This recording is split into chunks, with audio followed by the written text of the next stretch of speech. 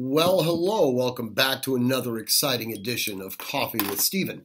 So over the last couple of weeks, I have instructed all of you to run out and purchase David Hackett Fischer's book, Washington's Crossing. I'm hoping that you all did, although I am not harboring any illusions that some of you still need to purchase the book and read it.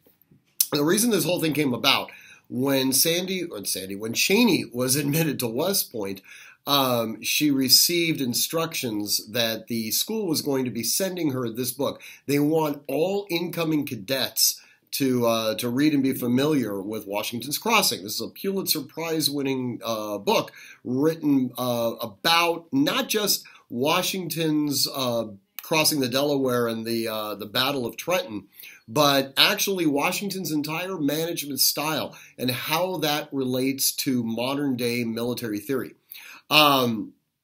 Wanting to participate as much as I possibly can with my daughter, I went ahead and bought the book myself and completed reading it.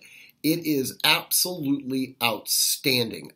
Any patriotic American needs to read this book and familiarize themselves with not just the history of the Revolution, but specifically the personality and the philosophical underpinnings that took place around the Revolution, and more specifically with Washington himself.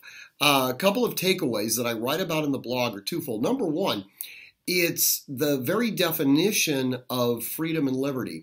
One of the things that's very interesting is that freedom and liberty meant very different things to the colonists depending upon where they were in their station in life, as well as the geography that they were in.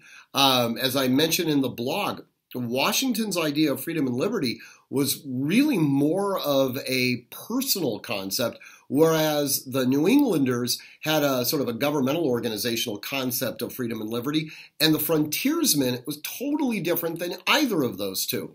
So just understanding how that manifested was worth the read itself. The other aspect of it was Washington's management style, and it was directly contrasted to Cornwallis's management style. And it wasn't so much that the two came from different perspectives. They didn't. They actually had very similar sort of European ways of military structure.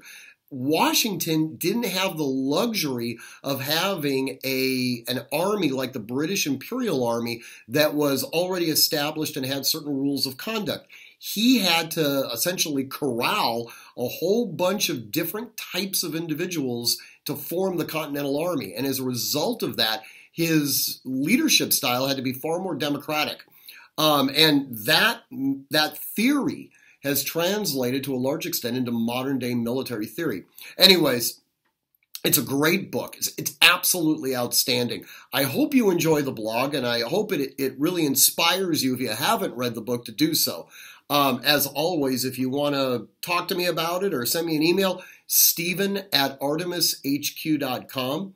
And as always, train constantly, consistently, repetitively, and with purpose. Until next week when we have coffee again, stay safe.